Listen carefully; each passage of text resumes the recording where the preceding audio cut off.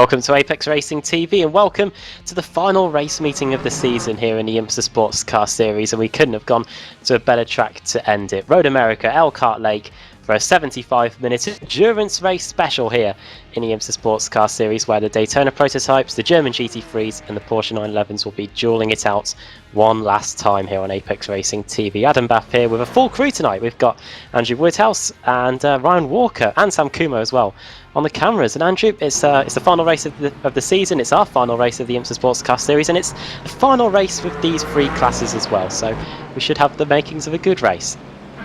Yeah, good evening Adam, good evening everybody. What a season it's been. We've had a fantastic time covering this series in the time that we have been doing it, and we will be sorry to see it go. However, I think it's going to go out with a bang. Fantastic racing all year round, and this of course was the scene of one of the best races that we had last season as well. And Ryan Walker, as an endurance specialist himself, he must be happy to see that 75-minute race out there. It brings in a lot of new possibilities, doesn't it?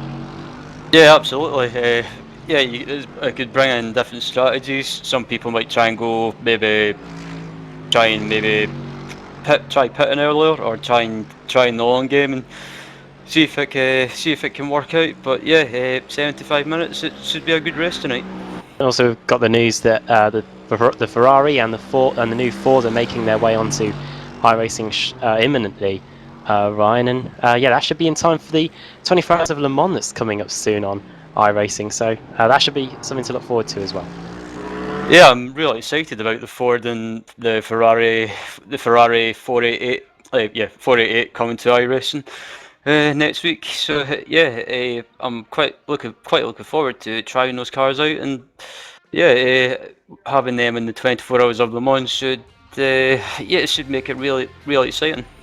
It's news that even makes me and Andrew Woodhouse contemplate having a go at Le Mans, and that's a bit of a scary thought maybe. For everyone else maybe. Yeah, let's run you through the championship standings then, as we've got a full pace lap coming up in a moment. We've got Simon Grossman leading the way in the Daytona prototypes. However, he's not racing here today, I don't think. No, he isn't. Second is Dirk Reinhardt, who has been very unfortunate the last few race meetings, been in leading situations, and something has happened to curtail his chances of winning. Joseph Burton Harris is in third. He isn't racing either today. Maybe that's a good thing, because whenever he's been racing as well, things haven't gone well. Danilo Piazza is in fourth in the championship, with Sam Fitzpatrick in fifth. He's racing today. Marco Diacono in sixth, he is always here. Seventh is Dragan Nikic, with Brantis Des, the pole sitter, in eighth. Matteo Chauvier in ninth, and 10th for Dennis Braun. Into the German GT3s, as we've been saying, this is the last time we'll probably see these guys, because they are going to be set to be replaced by the new GTE cars for next season. Massimo Carbagnani, who is not racing with us today. He is leading the way there. Luigi Nespolino second. Third is Margot Gabriel Nessi, with Jorge Blascavals fourth.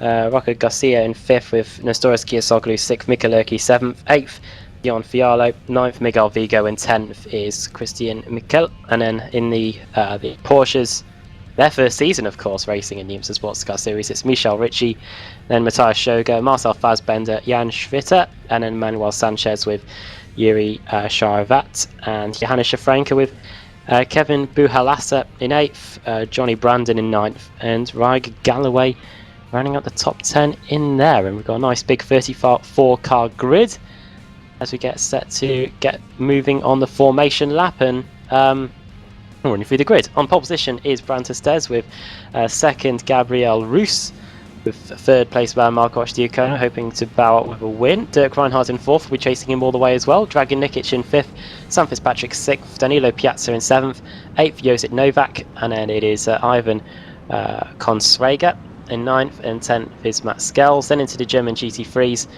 we've got Jorge Blascavals on pole position there in his Mercedes, and Nestoras Kiasoglu in second, Scott Brazier in third, with Yuko Leskala in 14th, in fourth, 14th overall. Fifth is Diego Catalan, with sixth place man Robin Esterson, and then 7th Andy Pers, 8th Chris McGrath, the Canadian, 9th Marco Pereira, and then 10th is Jeff Giassi, and then 11th Azam Oleszkowski, and then 12th is Denis Savretic, and then 13th is Davis Braun.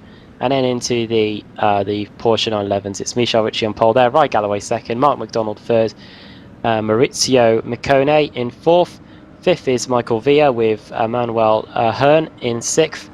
7th is Daniel Serrano Rayo. 8th is Mark Massig with John Booker in 9th, and running out the 34 car grid is Nikolai Karotin. Well done. That was a lot of reading out of names. I was quite pleased for you there. I think the 911 is going, isn't it? For next season as well. I don't think that's going to be here. Okay, yeah, Mark McDonald saying in the chat, good final race for the 911 in the IMSA as well. So could be seeing a completely different class by the time the IMSA series regroups for its next season. I will try and confirm that for everybody at home. I have seen the announcement. I just cannot remember for the life of me what it was. So I'm sure we'll be able to confirm exactly what this series is going to look like next year for you, next season for you, before we finish here tonight. I'm on to this race, and it's looking very close and competitive, Ryan. At the front of the Daytona prototype category, there's just a quarter of a second between the top 5. Yeah, I'm just looking at the times from qualifying, and it's really, really close in the Daytona prototype class. And yeah, I think it'll be a tough one it'll be tough to pick out a winner. Just heading through the carousel now. Many famous corners on this circuit.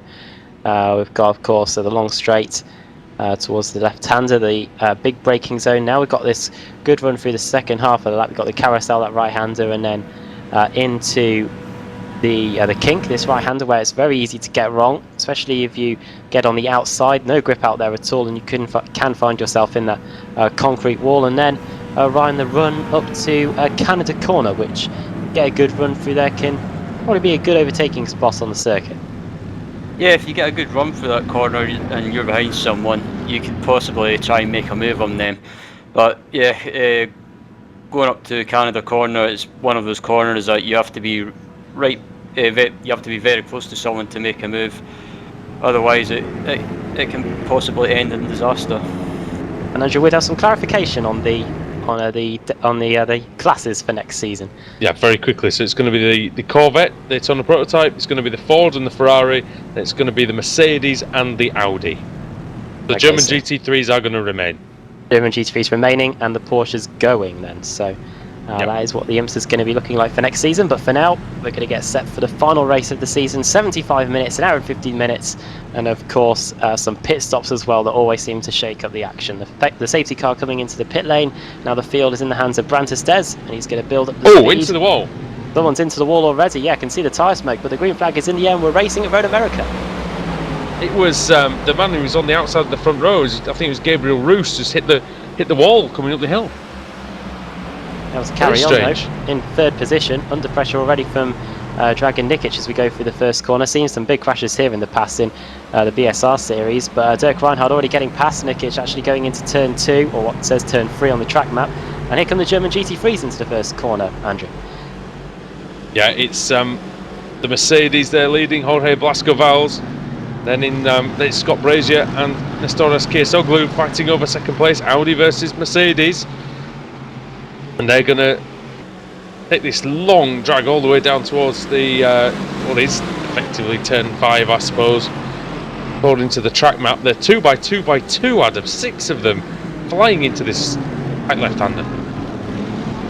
And it is the Audi in second position of Scott Brazier, so good stuff from him at 1 position. Good stuff from Robert Esterson as well, up 2 positions. He's probably one of the biggest movers so far in the field. Now we go through the time twisty section, and Ryan, the Porsches, it looks like a good start from Michel Ritchie and Ryan Galloway. The 2 at the front row still have got quite a big advantage actually at the end of half a lap. Yeah, they've got a big advantage to 3rd place, which is Mark McDonald, and yeah, Michele Ritchie and Ryan Galloway are scrapping for the lead at the moment, and it's only lap 1.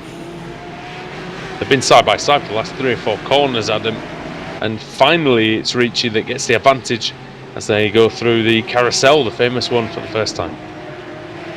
Yeah, the carousel made up of 2 corners, turn 9 and on the exit at turn 10. And yeah, you're right, they've got a big advantage already. A good 2-second gap back to Maurizio Micone, who's in 3rd position. What are the Daytona prototypes looking like then as they come on to complete their opening lap? Branter Stairs over the top of the hill, he's leading by quite a bit, 1.5 second lead over Gabriel Roos in second, but he has got, Marco Diacono in second, then it's Gabriel Roos in third, who's got 2 cars behind him in, he's got 1 car ahead of him in Dirk Reinhardt, and then Roos in fourth, Sam Fitzpatrick in fifth. It looks like Roos might be trying to get onto the back of Reinhardt there, but just runs a bit wide on the exit of the first corner, and then into turn 3 and onto the back straight for the second time. He got a poor start, did Roos, didn't he? Dropped from second on the grid to fourth, but that has allowed Marco Diacono to get up into second place, and he really needs a solid race because he's been very Jekyll and Hyde this season, hasn't he? Some great performances and then some really atrocious ones, and he'll be hoping for one of the former tonight. Yeah, Sebring was a standout one for being a bit terrible as Roos, as a rooster tail moment there on the exit of turn 5. The exit of the Moraine sweep. He's off! And he just misses the tyre wall, but this race is definitely not going at all well for Gabriel Roos. He gets back onto the track in 10th position now, and starting on the front row, it's definitely gone a bit pear-shaped here. Not what you want on lap 2, certainly. He's got a lot of work to do now, Ryan, if he wants to get back into the race for the top positions at least. Yeah, you can't afford to make mistakes like that in the early stages of a multi-class race, especially with it being 75 minutes. And yeah, it looked as if Roos was a little bit unsettled or distracted by the car behind, and just ran wide and just managed to avoid the wall. In the Gabriel Roos's livery looks pretty similar to Joseph Burton Harris, the two may be teammates then, but Joseph Burton Harris won't be at all happy with what's transpired on that second lap for Roos. Started second on the grid, now finds himself in 10th position, 8 positions lower than where he started. It'll be interesting to see if he can make a comeback as he slides his way through all over the place. The final corner. He's fast, but he's not driving in a particularly conservative manner. We've seen that from Burton Harris a few times, haven't we, this season? So Roos, well, big mountain to climb. He's already nearly on the back of Matt Skells, who's in 9th position, so the chance, but he's going to have to get through this traffic quickly. It doesn't always happen for these DPs, does it? Well, the good thing for him is that he hasn't ended up behind any of the German GT3 traffic. That can really cost you a lot of time if you have to work your way back through past those guys. So he's got that in his favour, and yeah, already closing up onto the back of Matt Skells as he goes down the back straight through turn 4. Believe it or not, that is registered as a corner. That right-hander they've just gone through there. And then the Moraine sweep into turn 5. And yeah, this left-hander, 90-degree left-hander, 90 left, as I'm sure many of us in the commentary box have heard in our ears the last few weeks. You know how I feel about the superfluous corner naming conventions of the American tracks, but calling that a corner is, frankly, it's a bit ridiculous. Shall we check in on the German GT3s for the first time today then? There's a good battle going on between Robin Esterson and Nestoras Kiesoglu. New Yorker Robin Esterson versus the international clubman of Kiesoglu. A good start from Esterson at 3 positions, and Mercedes looking like the weapon of choice around this circuit today, right? Yeah, I done some laps around this track in the Mercedes earlier this afternoon, and then I would say it's probably the car you want around here, just because it's so stable around the high speed corners and also slow speed corners, and overall it's probably around this track anyway. It's probably the most stable car to race. Enjoys the curbs as well. Exactly. Just the Mercedes. I remember Road Atlanta, which is one of the worst tracks for the curbs, and Mercedes was very, very good. The Audi was bouncing all over the place, but yeah, I think it's just one Audi, Adam, in the entire field. And in your answer to that question, my car's at the bottom of a ravine somewhere, so I won't be hearing any calls from the co-driver anytime soon, I don't. Not until you get to Germany anyway. Well, no BMWs represented here, so I wouldn't be going anywhere in this IMSA Sportscar Series at all. Only because not at Road America. Not at Road America. Not with the top speed needed round here. Into the pit lane goes one of the German GT3s. That is behind Kiesoglu. That's Andy Purse, so I don't know what's happened to him. Doesn't look like any damage. It is the end of lap 3, so it's not even, can't even be a jump start because you can't jump a rolling start anyway. So yeah, Purse into the pits, and yeah, don't know what that's about, but yeah, he's dropping down the order now.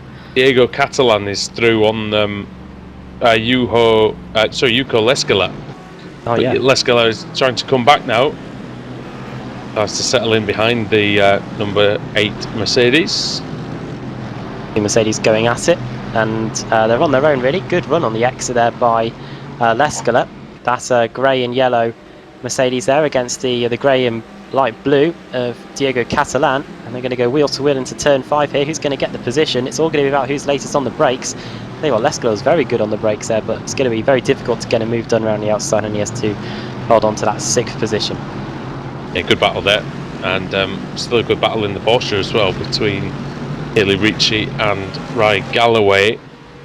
25th and 26th overall, only separated by 0.6 of a second, both squirming around under braking, as that car really does want to come away from you sometimes.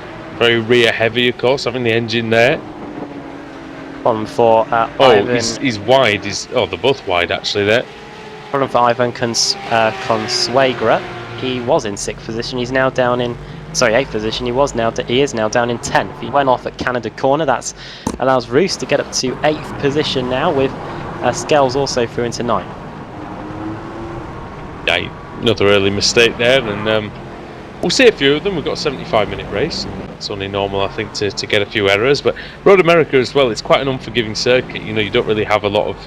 There's only really one corner where you have tarmac runoff area, isn't there? And everything else is grass and gravel. So, very old school circuit. Got to be precise. Got to be consistent. Been to quite a few good circuits this season in the IMSA Sportscar Series. Last season, I think the top one we went to was Lombard Park. That wasn't on the schedule this season. Very chaotic there, racing for 45 minutes. It was in the real schedule though, the IMSA one. Last season, I think it was. Yeah, it was. Yeah. I remember seeing that one and thinking, God, how are they fitting that many cars in Lime Rock? As Roos is, oh dear, yeah. That off at the same corner we went off previously, so he's under the Corvette bridge. So he's made a habit of making a habit of that. What's that? That's turn 6? Turn 6, yes. There we go. It's really turn 4 if you use your common sense, but I'm not going to start that again. Yeah, Roos just his own worst enemy at the moment. Good qualifying lap, and everything since then's been a little bit of a disaster for him. As we've got a good battle in the German GT3s, Adam, for 2nd place. Yeah, 3-car scrap here between Scott Brazier, Robin Esterson and Kia Soglu. So these two have closed in on the Audi, who looks like he might be starting to struggle just a little bit. He did a 2:05 dead last time around, Scott Brazier in 2nd, but 3rd place man Robin Esterson did a 2:04.6, so nearly half a second quicker. And Astoris Kia Soglu likewise 2:04.6 as well. So these Mercedes both working together to try and get the better of this Audi here, and they keep up that pace. Within a lap or two, they'll be right on the back of this Audi in front. Not too much dirty air in the German GT3s compared to the Porsches, Ryan, so they should be able to get pretty close to him in the next few laps, surely. Yeah, if both these Mercedes work together, that I think they can quickly catch up to Scott, and if possible, if they've got enough straight line speed, they might be able to possibly get by Scott somewhere on maybe the home straight, or maybe the back straight.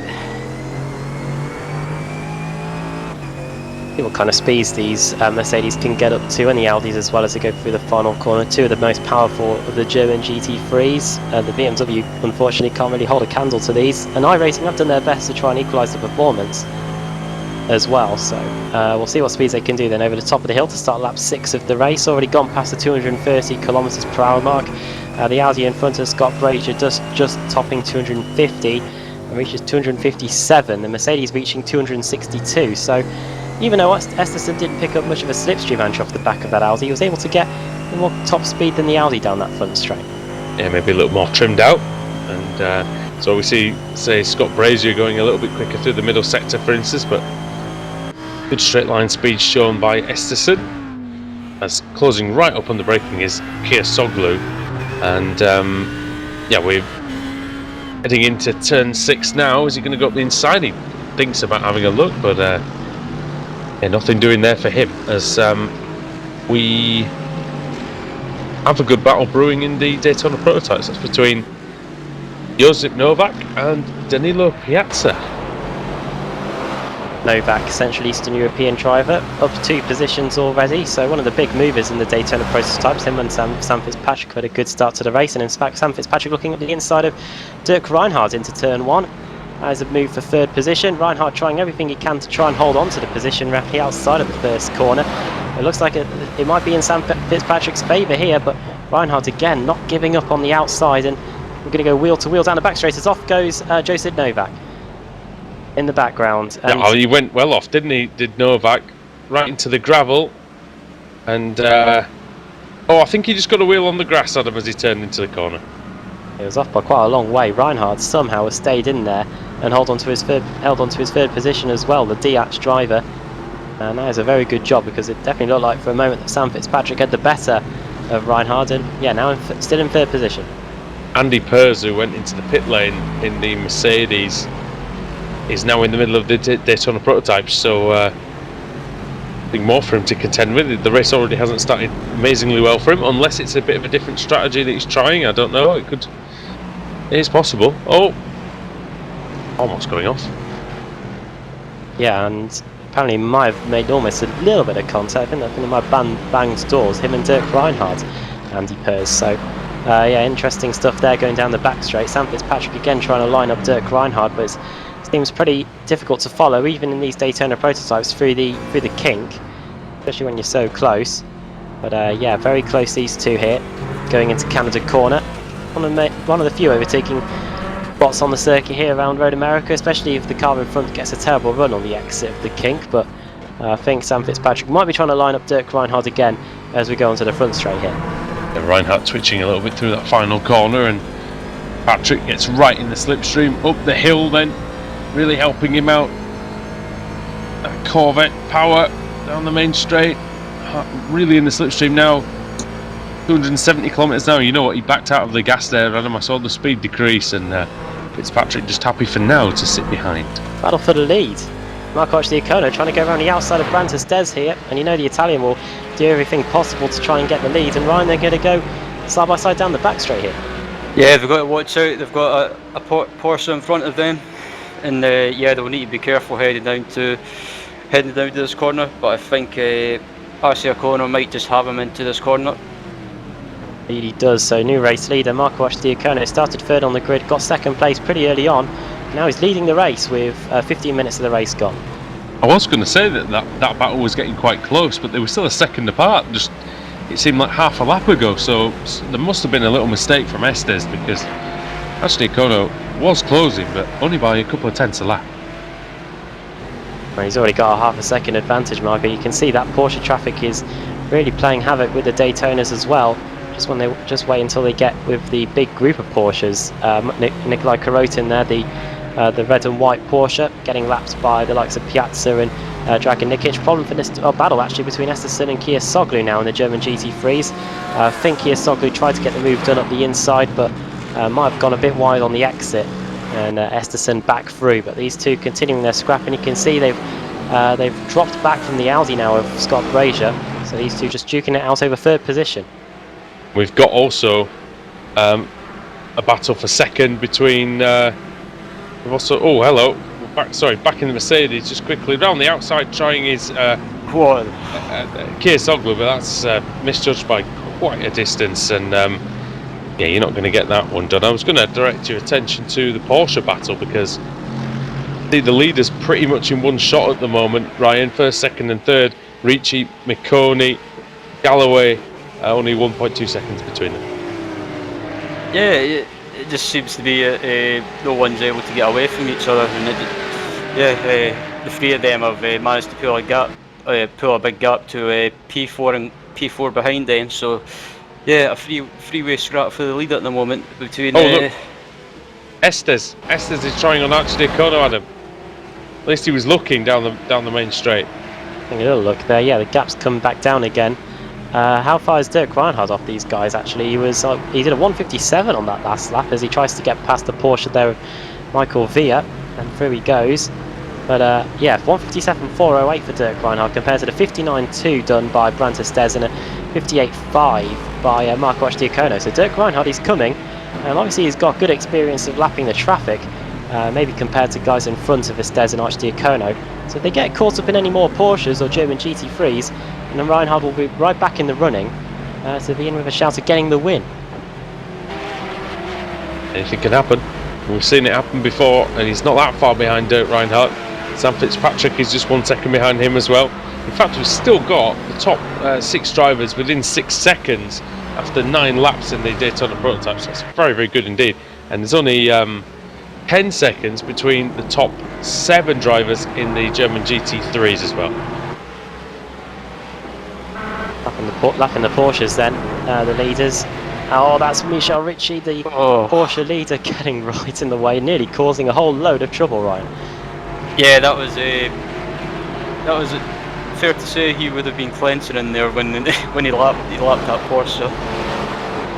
Fine margins. There's Dirk Reinhardt having a much easier job of getting past Michel Ricci there, and the gap between him and our leader, Marco Diacono, is now just 2 seconds. How quickly things can change when you're lapping the traffic here in the IMSA Sportscar Series. Sam Fitzpatrick also just getting by Michel Ricci there. There's a bit of way back to the German GT3s. Lovely drift by Ricci. Did you see that through first corner? Beautiful sideways action, really getting the most out of these tyres. I look back at that now, actually. Gets lapped by Fitzpatrick, and that is top marks there by Michel Ricci, our Porsche leader.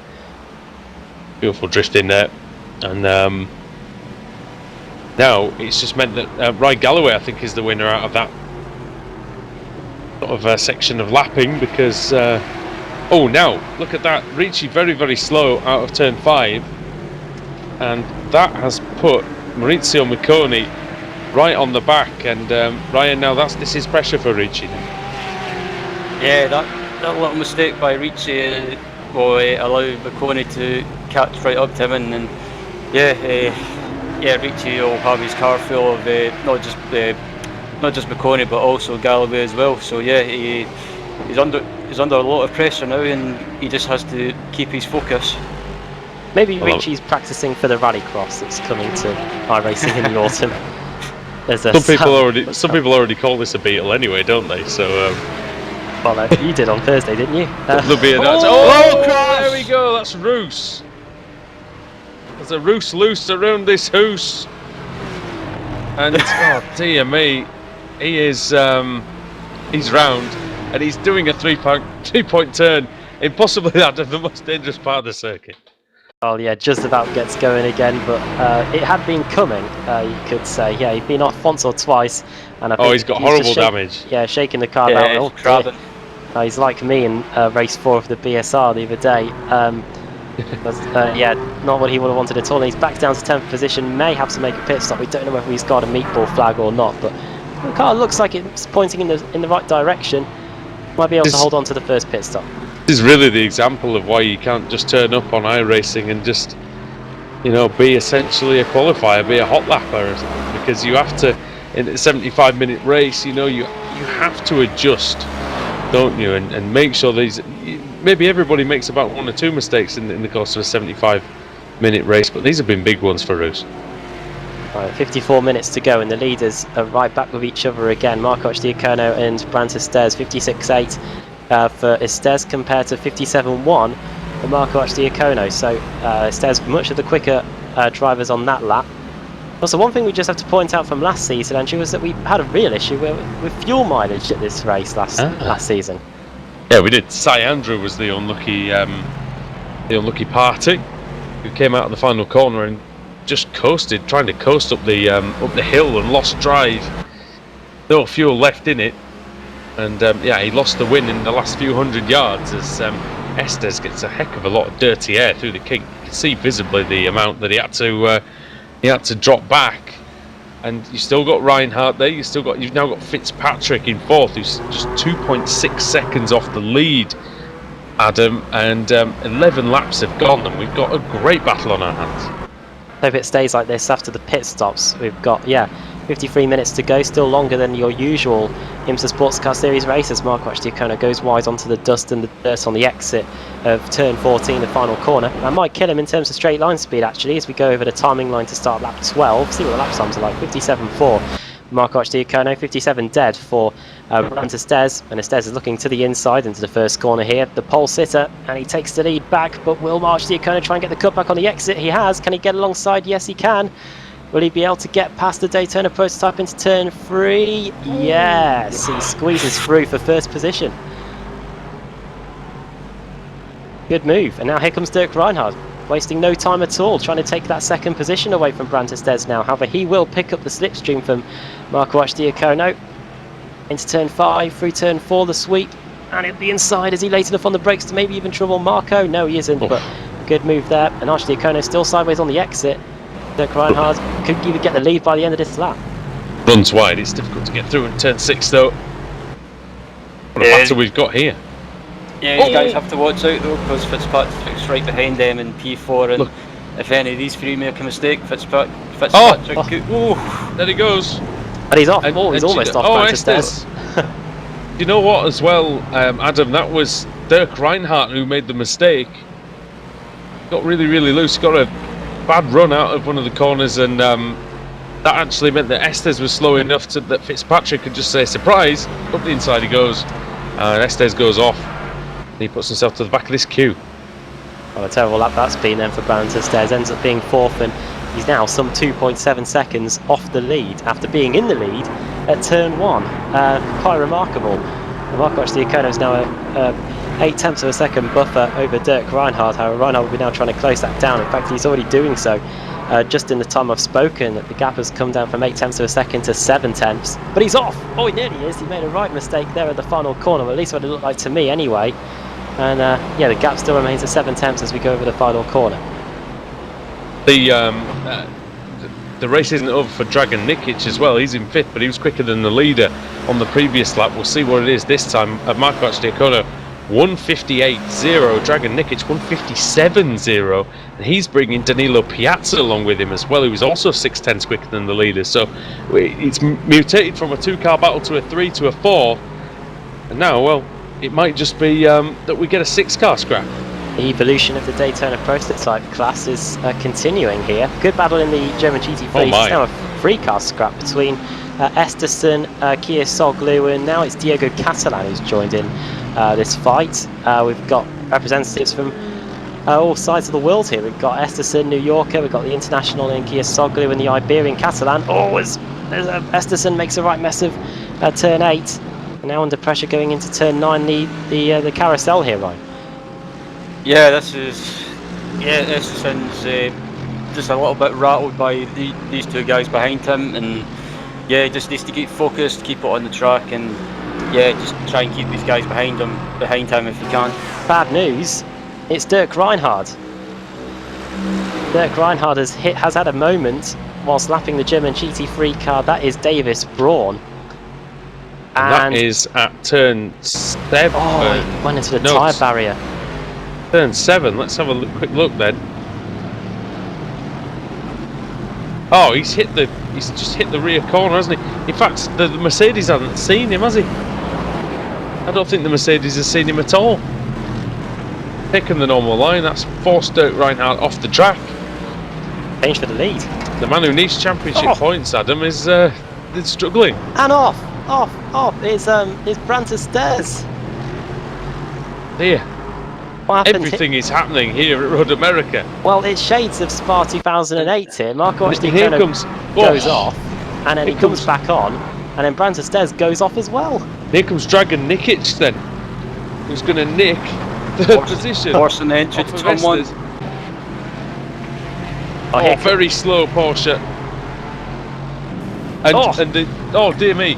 And Reinhardt and co just had to lap the Mercedes again that just knocked him off the course. Oh no, Jeff Giassi is having a whole load of issues here whilst the Daytona prototypes lap him. Yeah, it's a strange one. He was only 1 second slower in qualifying. I wonder if he's just had to make his first stop of the race. I wonder if we get 1 stop or 2 here. It's going to be tight, I think, as they're still side by side into turn 5. That's Piazza, and now Reinhardt getting involved. Can he get past Estes as well? They're still trying to lap traffic here. That's Braun, as you mentioned. Oh dear me, that was really, really close. And well, Piazza Nothing really, Piazza could do there, really, was there? yeah, it was either that or do what Dirk Reinhardt did on the previous lap. Well, let's take stock and see what it looks like now. Sam Fitzpatrick is now leading. How was he the managed Daytona that? I've absolutely prototypes. no idea, because he was in that battle, wasn't he? But he was at the back of it. Well, second is now Marco Archdiacono, where about half a lap ago it looked like it was going to be Brandt Estes who was going to retake the lead. Oh, as it all bunches up in the kink, that's Dragon Nikic and Oh my. This is tense. Here we go. There might be something into Canada corner here. Dirk Reinhardt also in the mix, as well as Danilo Piazza. Estes was good on the brakes that time. Oh. Piazza's really getting the short end of the stick, Ryan, at the minute. Yeah, this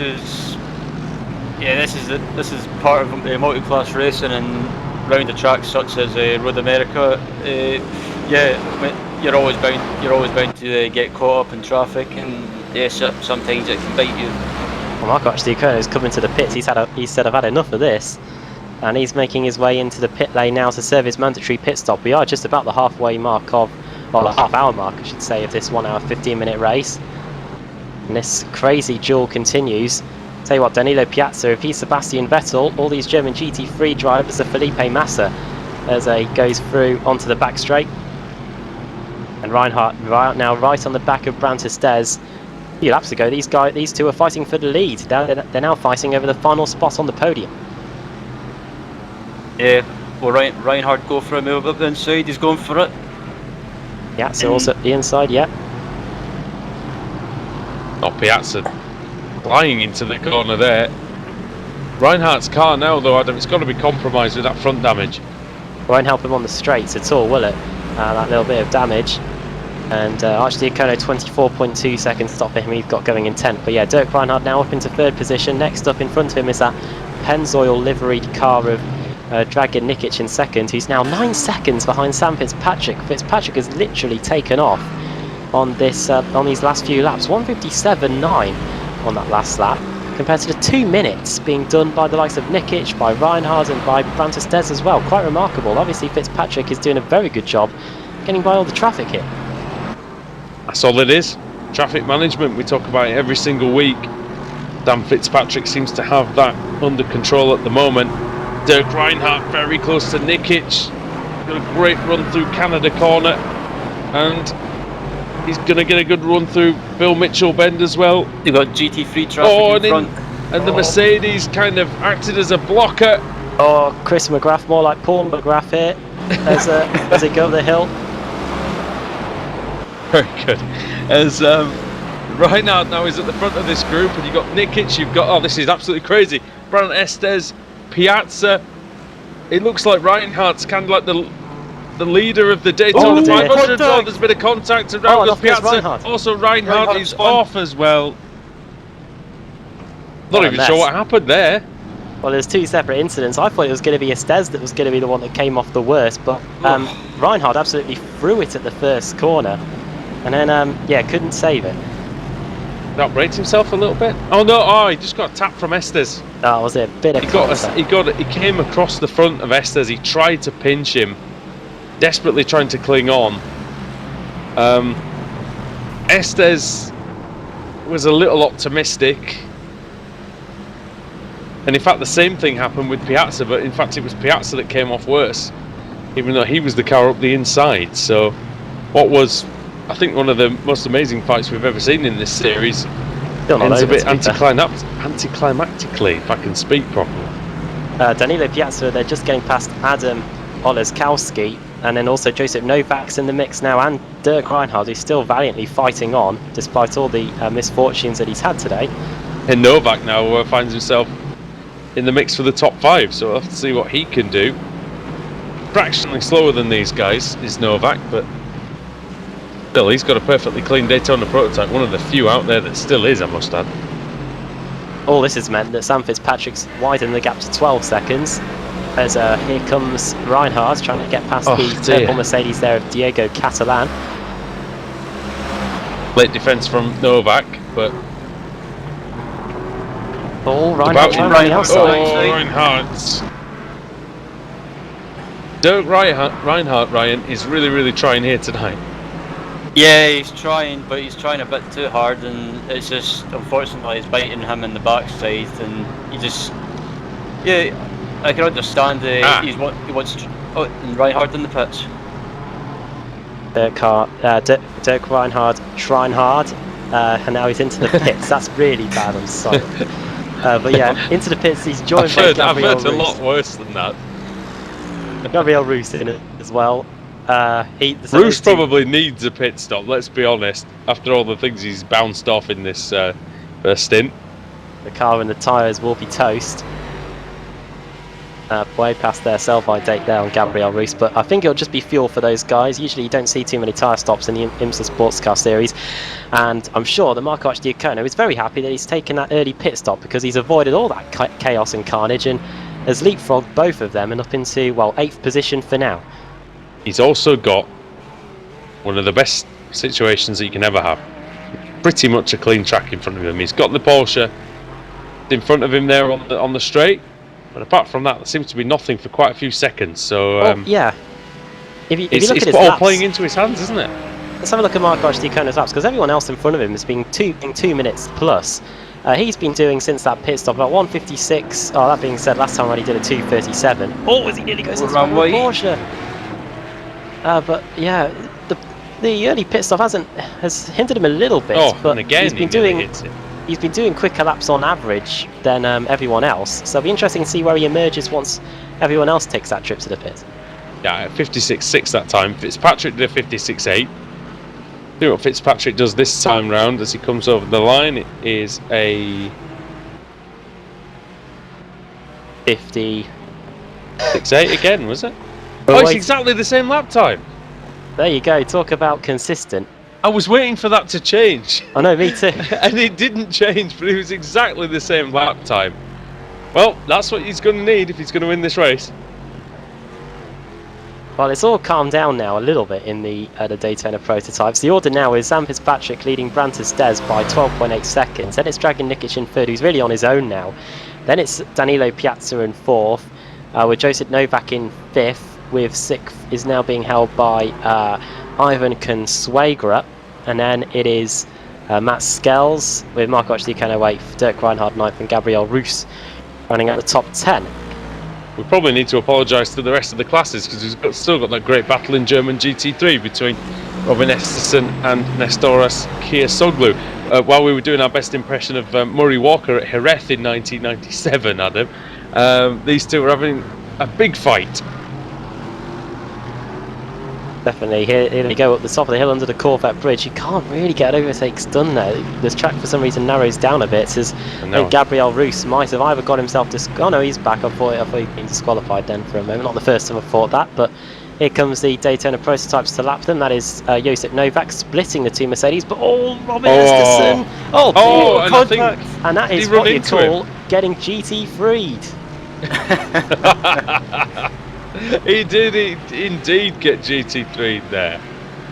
Oh dear, Esterson. To be honest, let's just have a quick look at that back again and we'll see what we can get out of that. So Esterson goes wide, completely misses his braking point. Oh dear, and it looked like Kirsoglu maybe wasn't even paying attention. Bit clumsy.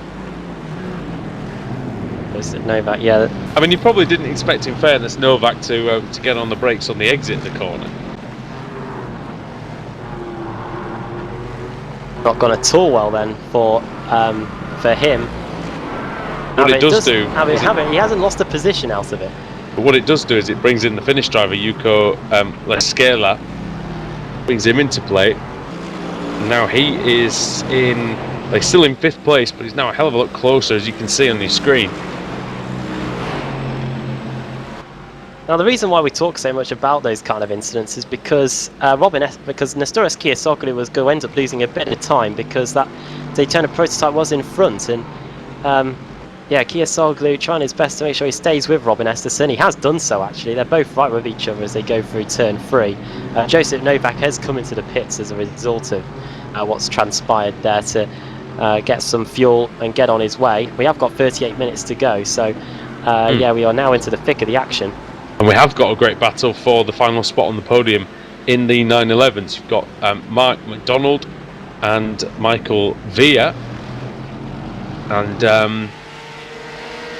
that beautiful Tequila Patron livery, I must say, that is wonderful. The Tequila Patron tent when we went to the WEC at Silverstone. That was always a treat, wasn't it?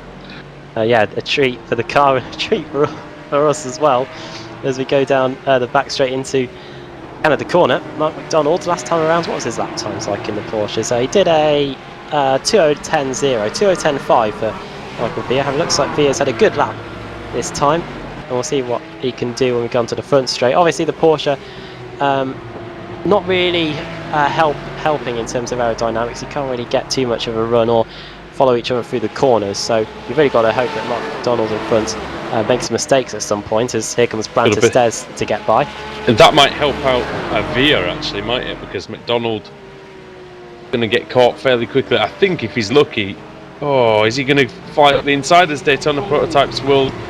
Well, DPs were going to DP, aren't they? And that's what he did. He flew up the inside with absolutely no patience and very nearly crashed on his own, which would have been great karma, I think. Yeah, well, he puts that puts the car in karma, doesn't it? As Villa now, whose middle name is Aston, is right in the slipstream of McDonald. Very good, very good. And Nestoras Kirsoglu, I don't know what's happened. I think he's coming to the pits. Maybe not, actually. Yeah, it looks like he's vanished. Has he been disqualified?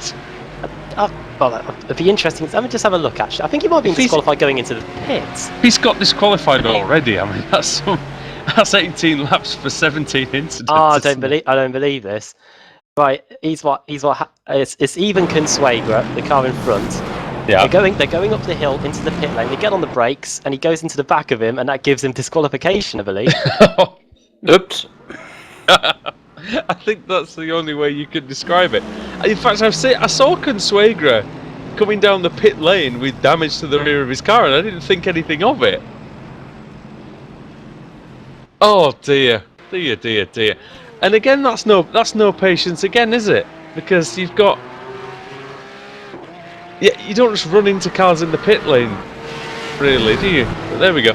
Fitzpatrick is in, by the way, from the lead, and this is going to be very interesting because it's this long pit lane, right? And Marco Arcidiacono's been out there pumping in.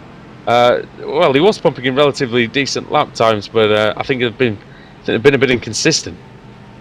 Yeah, his lap times here a bit inconsistent, and he's not.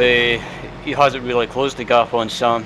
I think Sam, if he has a clean pit stop, he'll be able to get back out in front of Marco Arcidiacono. Fitzpatrick did one of the fastest laps of the race. Anyway, his fastest lap a couple of laps ago with a 1:56.4. So we just need to look for the Italian now, really, Adam, and he's coming through Mitchell Bend now. Going through it now, and now he's got to go through the final corner. 19.7 second stop for Sam Fitzpatrick. If we compare that to Arcidiacono, who did a 24.2. Of course, he pitted a lot earlier. Arcidiacono into his 6th lap of his stint now. Huge advantage. Huge advantage indeed, yeah. The gap is 14 seconds. Wow. And so that's because what he's done is the last 5 laps before the pit stop, he did a 1:57.3. Then 56.834, then the identical lap time the next lap, then 56.4, and then 57.3, and and he didn't seem to have really a lot of traffic, and if he did, he dealt with it very well. Danilo Piazza, for some reason on my timing screens, got a very, very, very short stop. I'm just making sure they actually did stop. Did he put enough juice in it? I think he did. Just having a quick look now. Somehow Gabriel Rouge is still. He overshoots the box.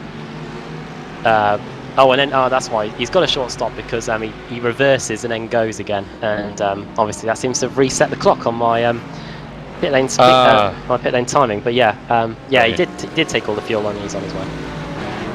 Oh, actually, Diacono off.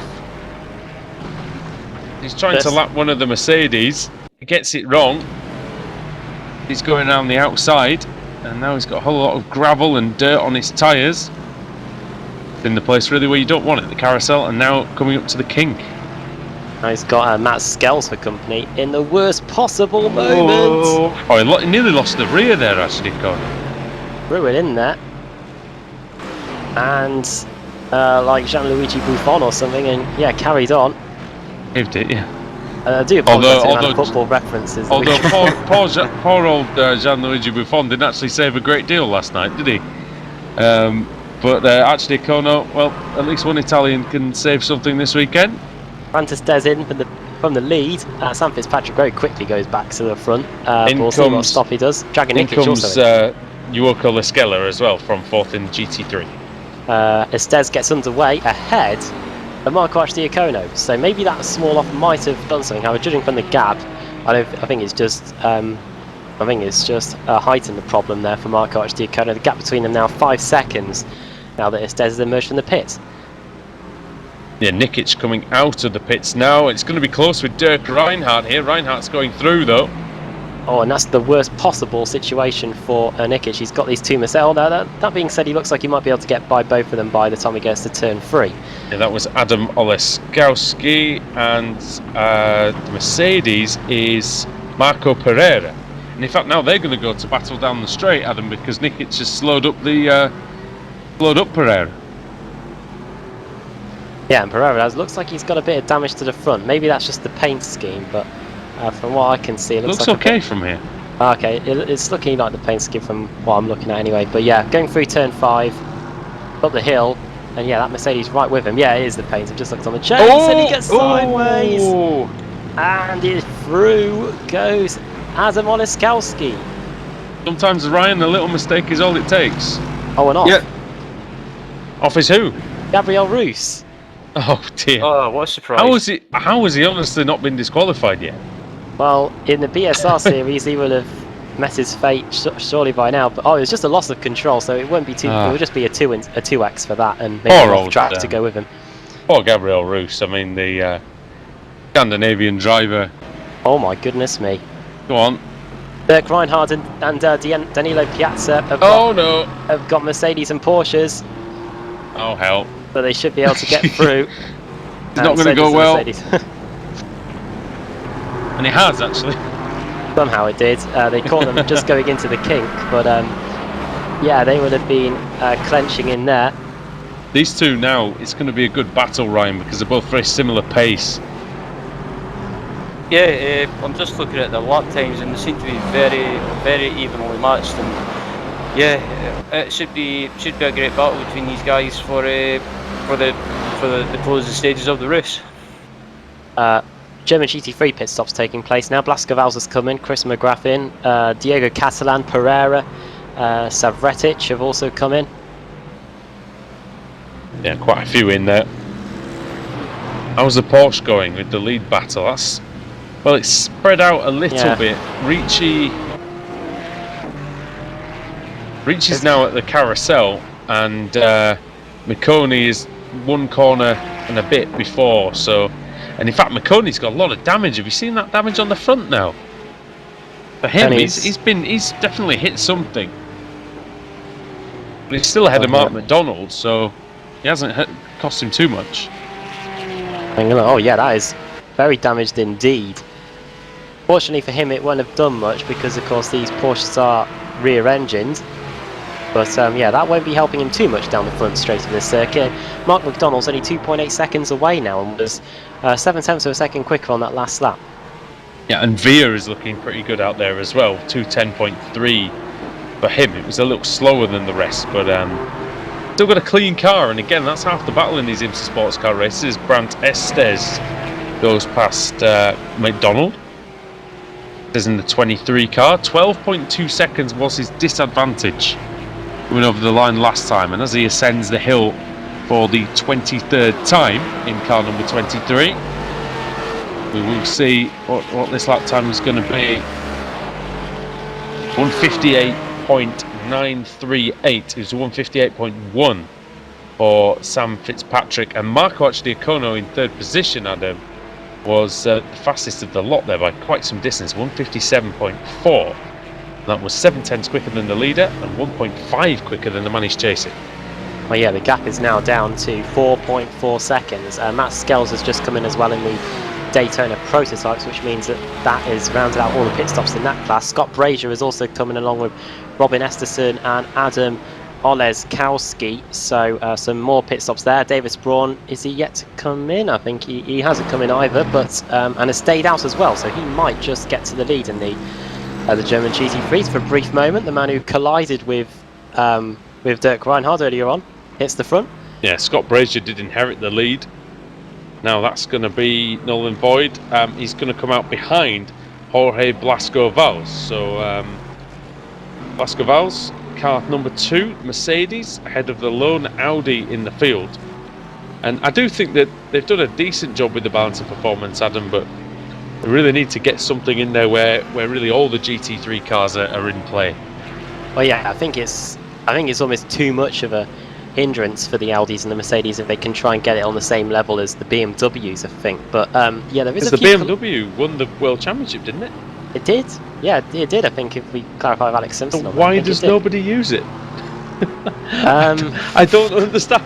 I don't understand. That'd be the equivalent of having the Mercedes Formula 1 car and nobody jumping in it. Well, no one uses the McLaren anymore. I know it's not eligible for this series, but the McLaren's a fast car. People win races in that all the time. So I don't know why you don't see it more in those official races. Even some of the official GT3 races we've seen, a bit scarce, isn't it? So maybe they saw what I did with it and never saw the light of day again. I don't know about that. You're not bad in the old Beamer. I know, I'm talking about the McLaren, but the yeah. McLaren. Well, yeah, I mean, I think after our escapades in World Championship qualifying, I think they probably just banned the car outright. I think we're banned from. We may be banned. We'll check with that. Yeah, I'm sure Alex has had a word. Yeah. Meanwhile, Adam Oleszkowski has got ahead of who is that? Diego Catalan. Diego Catalan. Are they racing each other? I believe they are. I think Oleszkowski must have just been in the pits. Yeah, half a second. Oleszkowski's on his out lap. Catalan's just on his first lap, on his second lap of the stint, I should say. So maybe that could get close in a moment as he goes a bit wide there. Davis Braun finally comes in, and what's happened to Brandt Estes? Estes is off on the exit of the Corvette Bridge corner. That's turn 6, and it's something that we've seen Bruce do a lot of. This time it's on the exit. Turn 6 is difficult. It really is. Ryan, what is it about that corner that makes it difficult for these drivers out there? I'm not really sure, to be honest. I mean, it is a tricky corner. It's just sometimes if you if you carry too much speed, you'll run wide, or basically if you try and carry too much corner speed, and if you do that, you just end up running wide, and yeah, it can bite you sometimes. It definitely bit Brandt Estes that time. And yeah, it's just an easy one to. You can have such pathetic crashes at that corner, I think, Adam. Almost, yeah, because you think you've got it under control, but then just like Brandt Estes, you get the hard part out of the way, and then you just lose it on the exit. That can happen, or maybe even just turning in. You turn in thinking you're doing well, and then that happens. What's happening? Sorry, Nikic versus Reinhardt, really, really close. Oh yeah. And at least they were really close. It's a good exit by Nikic that time. Whenever we see them, they seem to be lapping traffic, as Reinhardt's got a great Bill Mitchell bend there. And has a little look up the inside into the final corner. Danilo Piazza, once again, it's a story of his day, is suffering with traffic as he gets past one of the Porsches. Next up is second place man Maurizio Maccone. You can see there, wow. Mark McDonald is through. Here comes Reinhardt and the other one. Oh no, was that what you were going to say? I was just going to say that Reinhardt was sideways through turn 2, and he's sideways again. Sorry, sideways through turn 1 and turn 2. There we go. He still cannot catch Dragan Nikic, who really, he only qualified a quarter of a second off the top spot, but it didn't look like he got the best start. And but he sided his way through some of the competitors who've made mistakes and in 4th position at the moment. I think he'll be very happy with that if he takes that home. I can tell you that also the pit stops have started to begin in the Porsches. Into the pits just came Michel Ricci, the leader there. That means that Maurizio Maccone has hit the front. Not too far ahead of Mark McDonald now. The gap is just 3/4 of a second. So Maccone, a little bit of suffering there. He'll be hoping that whilst he's getting his pit stop done, that he can get a little bit of that damage repaired, but doesn't want to lose too much time in that pit stop. They've gone a long way into this race as well, haven't they? So 54 minutes or so. I think that on this lap, that Nikic has started to pull a little bit of an advantage, but once that traffic starts coming into view again, Dirk Reinhardt always seems to close back up to that Pennzoil liveried car. That's a throwback of a livery, isn't it? And you see, for me, that looks like a Super GT car. But I'm sure, wasn't there a? This is showing my complete lack of knowledge. Wasn't there a Champ car with that on? In the 90s? Yeah. Don't know. The only Pennzoil livery I remember is Kevin Harvick from the late 2000s. But oh, okay, yeah. There was one. I know there was one in. There's definitely one in Super GT. A Pennzoil. I think it was a Nissan, possibly. So that was always pretty good. Yeah, I think Sam's right. I think it was a I've Nismo, just got a picture of it up there. Nissan GTR or sort of some kind. Yeah, also Helio Castroneves ran one at the Indianapolis 500 last year or the year before. Oh, okay.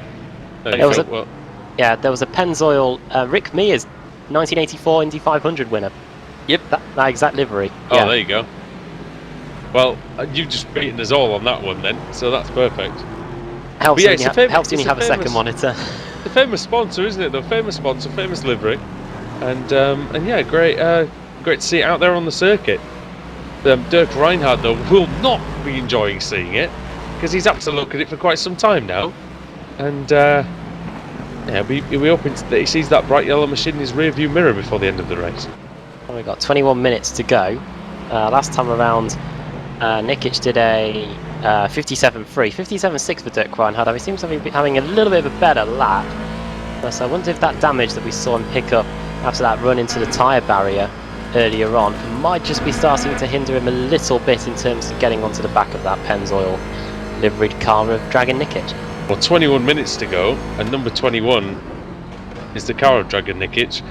And that time check was brought to you by the So Solid crew. You won't even get that reference, Adam, I don't think. I don't think you're old enough.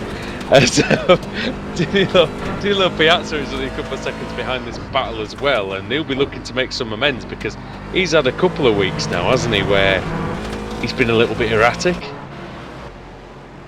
Yeah, but he's doing good at the moment. And remember as well, Dirk Reinhardt getting that slipstream off Dragon Nikic, so he might be able to save his car a little bit, maybe for an assault at the end. Good lap by both of those guys on the last lap. 57.2 by Nikic, and it's 57.2 as well, but only 100th of a second slower by Dirk Reinhardt. They were both nearly 2 seconds quicker than our leader Sam Fitzpatrick, so it shows their pace that they've got, but of course Nikic and Reinhardt have got a pretty clear run at the moment, not too much traffic to deal with. Have they got much up the road? They've got two squabbling Mercedes in Braun and Andy Pers. And Pers is going to come back here. Going to overlap, is he? Ah, disappointing he didn't go for it. I thought he was going to throw it up the inside there. Because that is the battle for the wooden spoon in the Mercedes actually at the moment. Indeed it is. Do Americans do wooden spoon? Will they even understand what that is? I'm not sure. Well, let us know. I know what a wooden spoon is, obviously, but they probably do 11th place ribbons or 12th place ribbons. That's a joke from a good. Everyone's a winner. Yeah. Everyone's a winner. Noticing that Davis Braun's got that Vodafone livery. I did used to love seeing them on the Holdens, the 888 Holdens back in the V8 supercars. Yeah, even the Ferrari, even the F1 Ferrari. Yeah, was good. But yeah, Vodafone. Well, let's hope there's no connection issues for him running that livery. Wouldn't be a very good advertisement for them, would it? As now there's a bit of a gap between Reinhardt and Nikic because they had to get past Andy Pers. Reinhardt is driving that car very hard at the moment. He can get up to Nikic, and then that dirty air seems to kick in, Adam, and it just doesn't seem to help him. On the hill they go. Past Braun there. Would that be Braun GT? I was trying to think of a plan words for car and phone and warehouse, but yeah, because they go for the first corner. That was almost Reinhard yeah, again. Reinhard there again. First corner being an issue there, and they get past Jeff Giassi. He really wants that 4th position, does Reinhardt. So does Dragan Nikic. Nikic, who's driven a very, very good race indeed. Still got quite a way to go as well, so they can't really afford to put it all on the line. We've still got 20 minutes to go. We are just over an hour now into the race. Just under an hour, I should say. Because any mistake, and you know, Piazza's going to go through, any serious mistake that is. And they've got about 15 seconds back to Josip Novak, who's in 7th place. And it's interesting that Gabriel Roos is at the moment the fastest man on the track, Adam. Yeah, 156.5. That was only a 10th of a second off his personal best as well that he set during the race. Shows you that there was a reason why he started second on the grid, be it that he didn't make it to second because he had that moment on the exit of the final corner on the formation lap. But yeah, he brushed the wall on the way up the hill, which is such an odd mistake to make.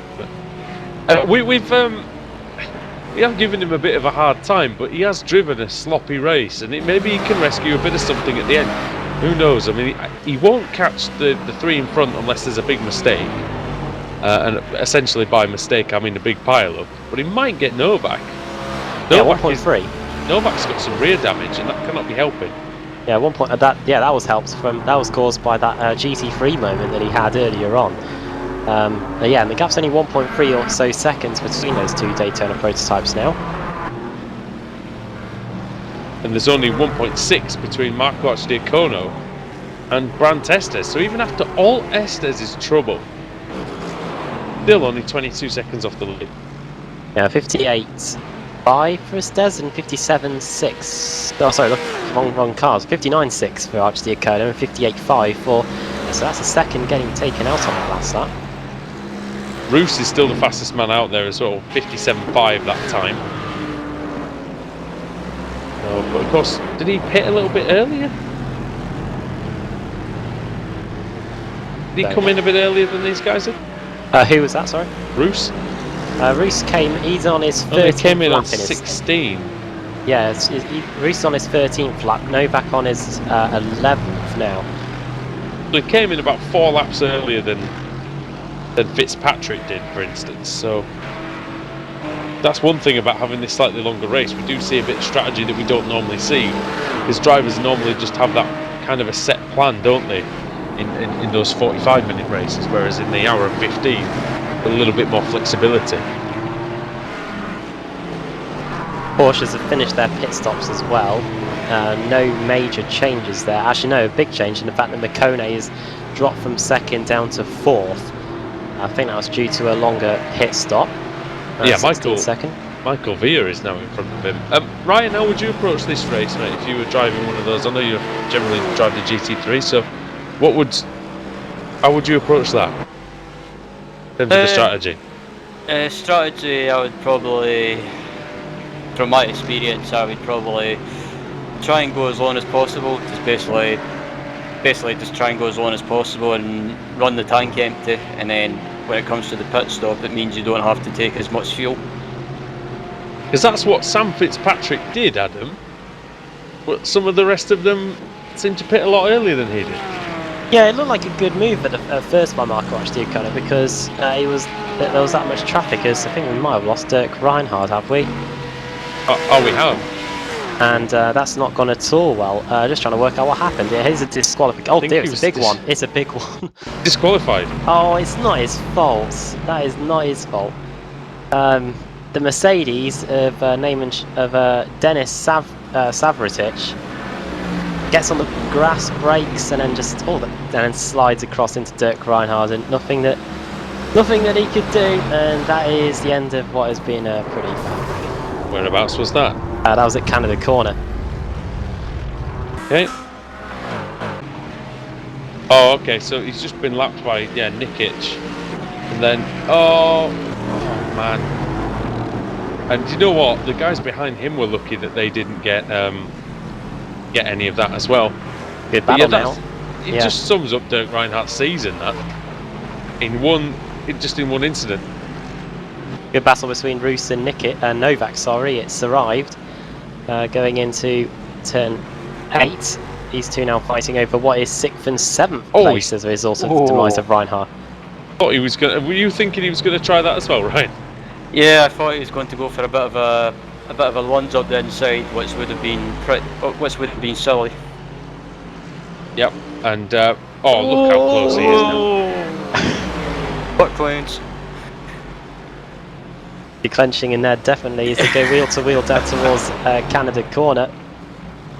Novak trying everything he can to hold on, but you can see the good cut back there. Oh, dear me. I hope these two wore the brown pants. Because that they carried, yeah. Ooh. Oi. I thought that Roos was going to go for that into the final corner, but he's smartly going to wait for the main straight. Is Novak going to defend the inside, or is he just going to allow Roos to take that inside line? I think he's just going to allow it. No, that's necessarily the smartest option. There's not a lot of time left in this race. But he's got better straight line speed, Adam. Quite remarkable that. Well done by Jason. Oh, but he runs wide through the first corner. This might be the opportunity going into turn 3 for Gabriel Roos. On the inside he goes. Novak blocking the brakes as well and spins it. And that's the marbles coming into play, Ryan, isn't it? All the dust and bits of rubber and crap and rubbish that's on the outside of the corner. Yeah, when you've got rubbish and marbles on the outside off the racing line, if you get onto the marbles, you can lose grip, and yeah, there's nothing you can do about it. You're just basically a passenger. See what actually Kono can do then to stay in his second place. Grant Estes is hunting him down. The gap was 0.8 of a second, however, been some lap traffic on this lap. That seems to have put the Italian back in the driving seat. For the top 5 in each class then, with just over 10 minutes to go here at Road America. Sam Fitzpatrick leads Marco Archdiacono by 20 seconds, and it's a 1.2 second gap back to Brandt Estes in 3rd, Dragan Nikic in 4th, just 3/4 of a second ahead of Danilo Piazza in 5th. Those guys once again struggling with the traffic. In the German GT3s, Blascavals leads Scott Brazier by 8 seconds, then Esterson by 9, and it's 2 seconds back to Leskala, and then in 5th position it's Chris McGrath 8 seconds behind. In the Porsches, Michel Ricci leads Mark McDonald by 9 seconds, and then 5-second gap back to Michael Villa, and then 0.6 of a second back to Maurizio Maccone. Good battle there for the final spot on the podium, and then a 9-second gap back to 5th place man Ry Galloway. A closely fought race, this one. Road America, final round of the IMSA Sportscar Series. Remember, join us a bit later on tonight as well, 8 o'clock, where the BSR guys go to battle in the MX5 Cup, and then 8:30 will be the Club 73 Touring Car Championship from Circuit Zolder. So join me for that one. Yeah, final race meeting of the BSR MX5 for this season as well. There we go. So what's the situation there? Have we got a champion already, or? I don't know. I was covering the Club 73 last week, so I can quickly check the standings for you. Oh no, what's going on here? Oh, Roos is off. And Roos is off again. Off again. I apologise. Oh, and there's a Porsche off. There's a Porsche off there. That is right, Galloway. Novak was going for the Novak was going for the middle. Oh, what's happened to Robin Esterson? Esterson looks like he might have been disqualified here. He said it on the chat. It was a disqualification. Now what happened here? Oh, really?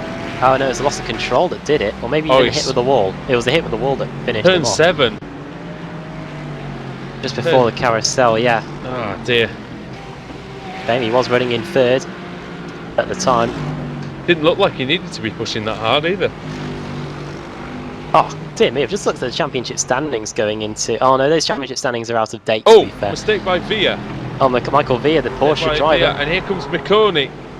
Up the inside into Bill Mitchell-Benn. That's not an overtaking place normally, but using that momentum well. And now what can Villa do? He seems to have a car that's in much better condition, although didn't seem to hurt Tommy Østgaard the other night. And the Tequila Patron livery car, of course. Here they go down the front straight. Got good straight line speed, much better aero efficiency it looks like in that car. McConey's going to have to maybe wait for the final lap.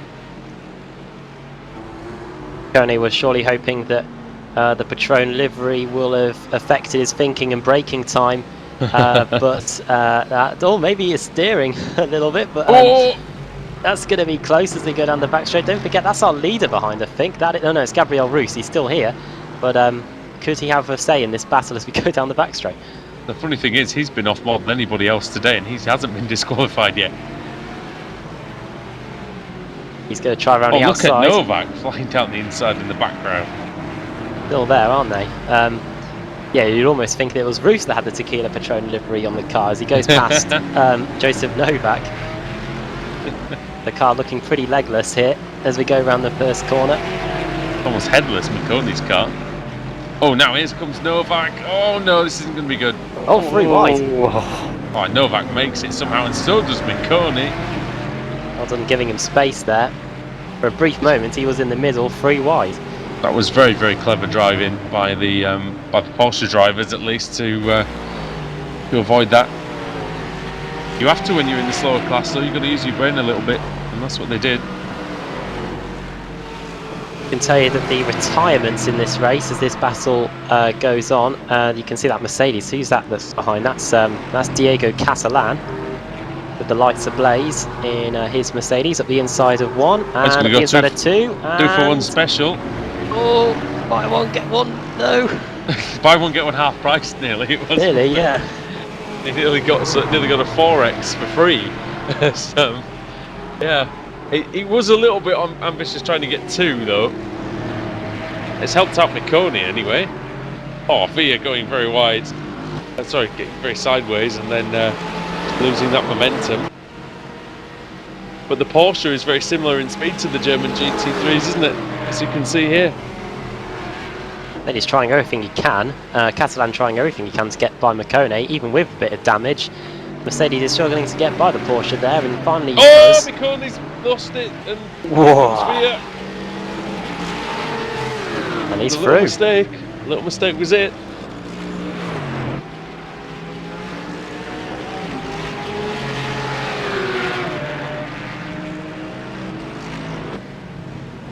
Oh, actually, Kono Estes round 6 or so.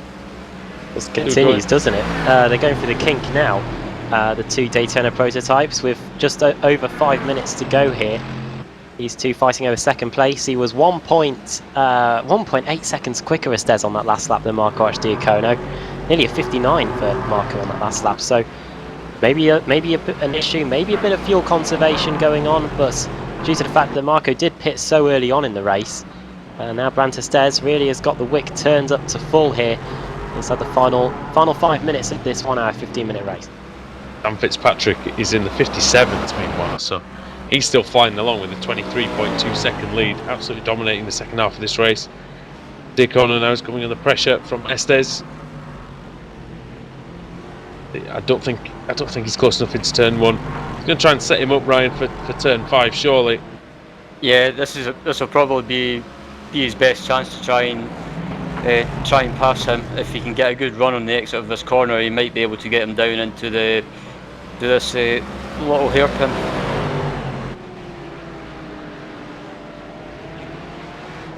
Down the back straight they go then, building up the speed, 260, 265, nearly 270 kilometers per hour. And Marco Archdiacono, Italians always known for their speed, and no exception there for Marco Archdiacono. And they're doing a good job holding on to a second position here inside the closing stages of the race. Not too many more laps left of racing actually here, because it's a 2-minute lap and we've only got 4 minutes. So not many more chances for Brandt Estes to take this runners-up spot away. Started on the pole, of course, did Estes. And doing a good job here. It all came unstuck for Estes in that middle third of the race when they were lapping the traffic. He's come back fighting here.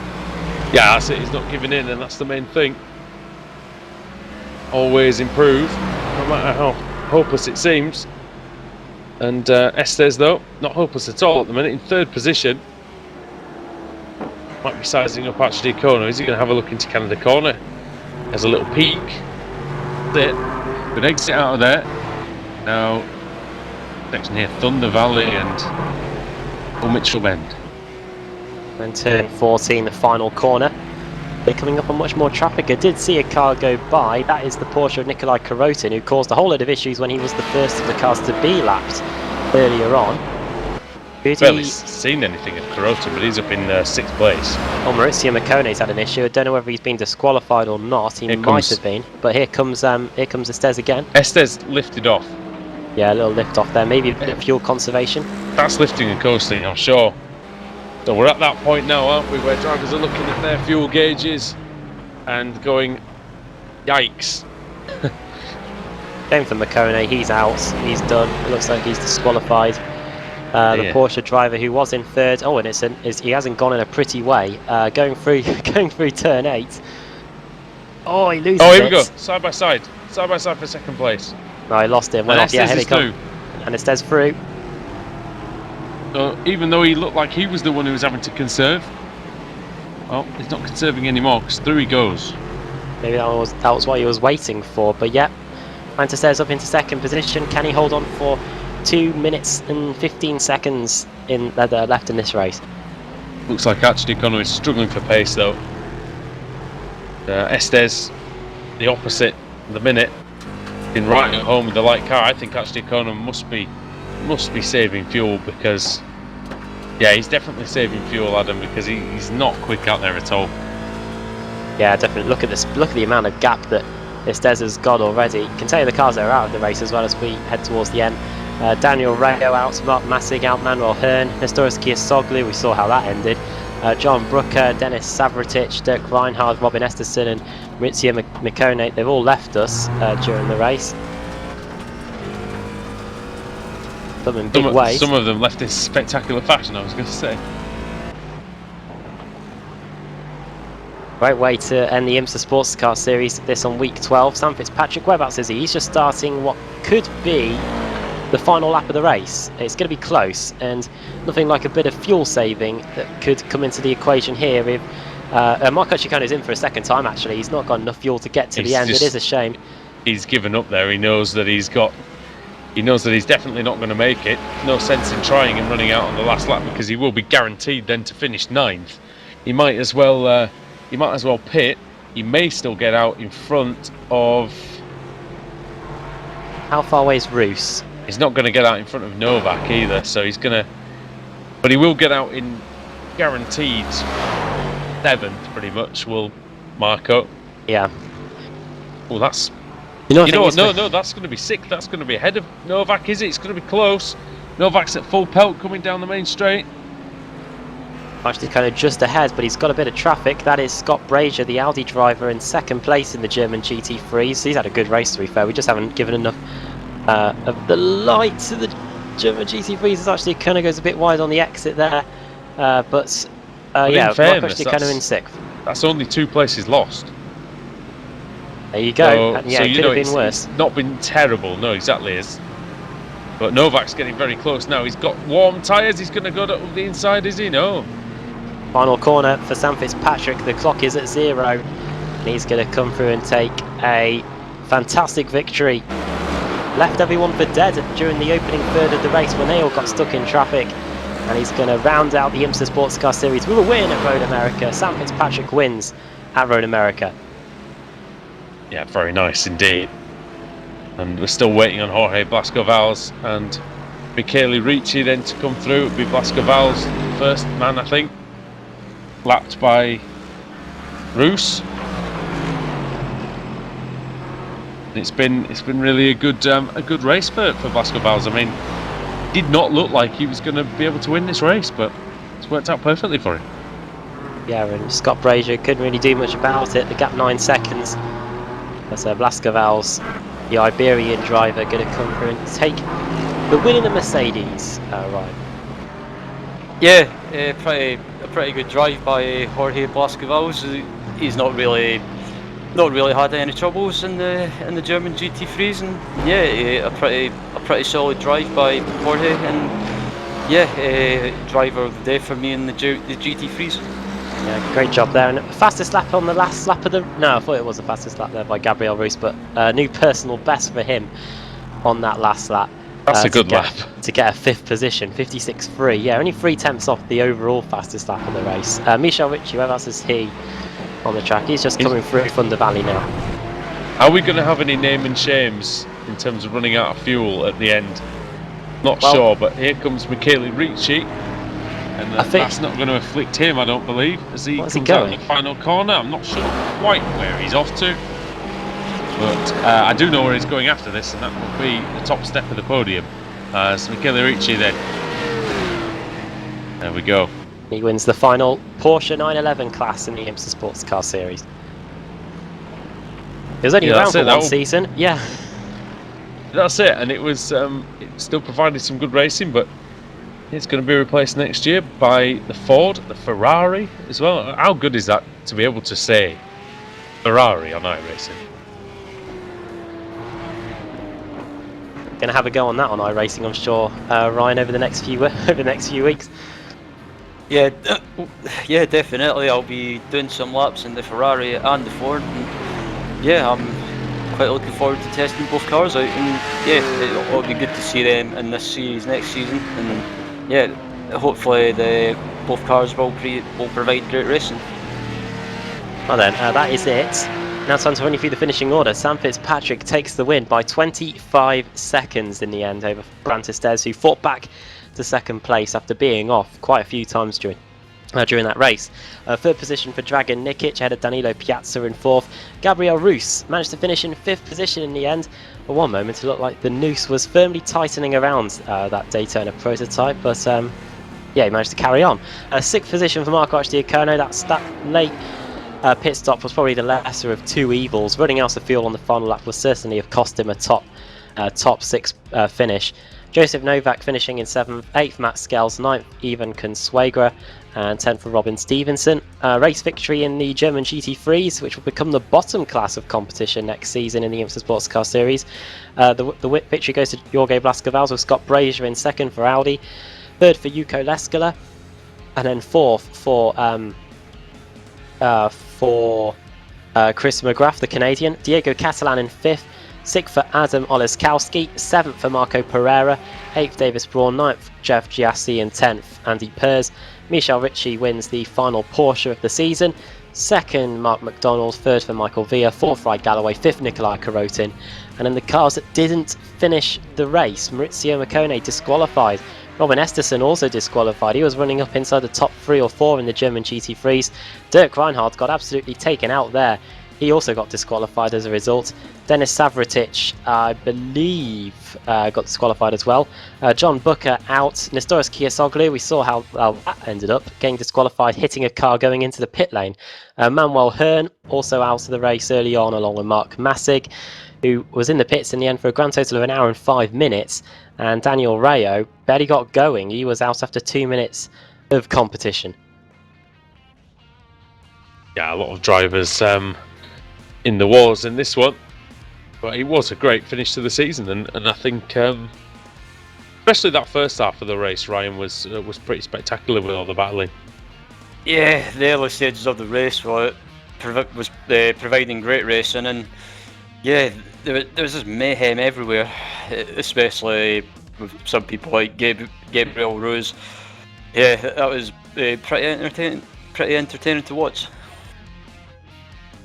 Right then, that is it then from the IMSA Sports Car Series, both as a season and on Apex Racing TV. We've had some good times over the last few seasons. We started out at Watkins Glen back towards the back end of 2016. We were here on New Year's Day as well at Imola. Good race there. We've seen some pretty chaotic moments with cars running out of fuel, both at Indianapolis and here at Road America back in 2015. And we've had a fantastic season this one as well, with the Porsche making its debut in the IMSA Sports Car Series and quickly making its exit as well after just one season. The next season, the GTEs will be making their debut, the Ferrari and the Ford, and the GT3s will be remaining as well with the Mercedes and the Audi. So even though we saw no BMWs here today, that is their final race meeting in the Championship too. So We sad to see them go, but yeah, next season looks pretty interesting indeed, and we'll be looking forward to following the action as well, although it be it not on Apex Racing TV. Right then, time for a quick break, but you've got the choice of what to pick on it to watch on Apex Racing TV in about 40 minutes or so. I'm going to recommend you stay with me and watch the final race meeting of the season in the BSR Mazda MX-5, because the gap at the top is only 1 point. Ashbeard going for his second title, Selin Shepelevsky 1 point behind him, trying to take it away from him. 3 races, final race meeting of the season, you don't want to miss it. Andrew Woodhouse and Ryan Walker, though, they're off to compete in the Club 73. Andrew, why should everyone watch your racing instead of mine? Oh, well, we've got multi-class action, we've got the Jetta, we've got the Kia Optima. Ryan Walker is racing, so that's another reason. And then, yeah, you know what? It's going to be just a lot of fun. And yeah, join me at about 8:30, where it'll all kick off. Yeah, we've got Phillip Island. I was filling in last week, and that was fantastic there. And if you didn't see any of the competition last week, you'll have seen me learning what Merlot was, or me at the beginning of the broadcast pronouncing it Merlot. But there you go. Yeah, Club 73 Touring Car Championship, 8:30 p.m. British summer time. So that's all from here in the IMSA Sportscar Series at Road America. My thanks to Andrew Woodhouse, to Ryan Walker, to Sam Kumo, and everyone else that's helped being part of the broadcast over the last few seasons here on Apex Racing TV. And yeah, a win for Sam Fitzpatrick to close out the IMSA Sportscar Series this season on iRacing. From all of us here, good night to you all.